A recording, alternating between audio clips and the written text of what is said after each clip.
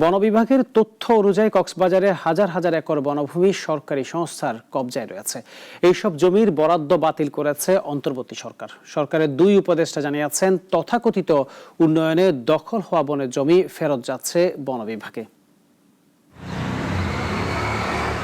কক্সবাজারের ঐতিহ্যবাহী বাঘখালী নদী প্রভাবশালী দখলদারদের কবলে পড়ে জৌলস হারিয়েছে।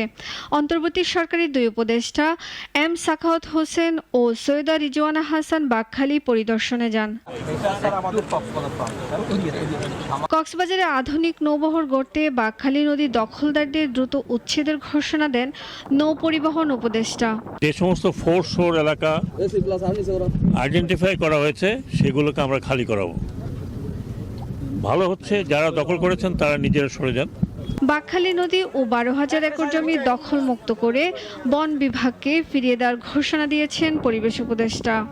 তো কক্সবাজার থেকেই আমরা আনুমানিক 12,000 একর বনভূমি সরকারের সিদ্ধান্ত হয়েছে উন্নয়ন তথাকথিত উন্নয়ন প্রকল্প থেকে বা ব্যক্তির সাথে ব্যবহার থেকে বন বিভাগকে দিয়ে দেওয়া হবে। পরিবেশবিদরা মনে করেন, স্থাপনাকে উন্নয়নের হাতিয়ার দেখাতে গেল সরকারি বনভূমি দখল মদদ দিয়েছে।